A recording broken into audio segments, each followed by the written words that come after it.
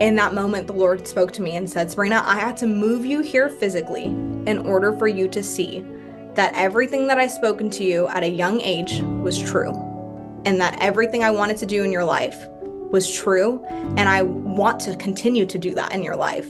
But I had to get you out of your comfort zone in order for you to see that I was serious. I'm still kind of mad at you, God, and you're telling me all of this. And so, but I had this breakthrough, and I was like, okay, that's what I'm going to do. I'm going to serve God the rest of my life. And that's when I made that decision that I was going to serve God, no matter what it looked like, no matter what came my way, I was going to serve God. And so from that moment forward, I didn't, seek ministry per se, but I just wanted to be in relationship with God. And so I just got serious about my walk with him, prayed more, read my Bible more, got more in tune with him. And when the Lord started speaking to me and kind of reaffirming hey, I want to use you, I'm choosing to use you.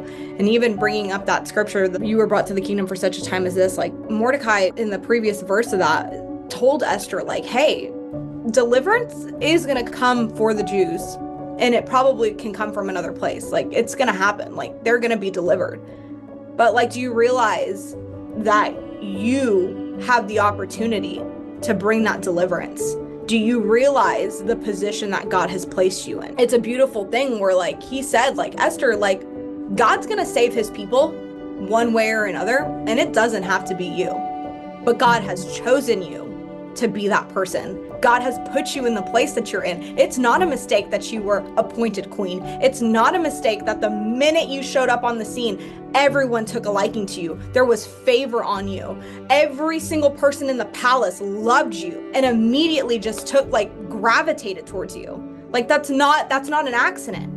And so even in your season of life or whatever season you might find yourself in, you have an opportunity. There is a reason you're in the job you're in. There's a reason you're in the school you're in. There's a reason you're in the church you're in. There's a reason why God has positioned you in the certain place that you're in right now. God has appointed you for this season of your life. God has placed you in the kingdom for such a time as this.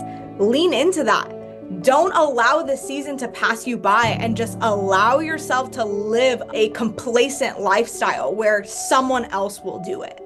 But God has put you where you are right now because he wants to use you.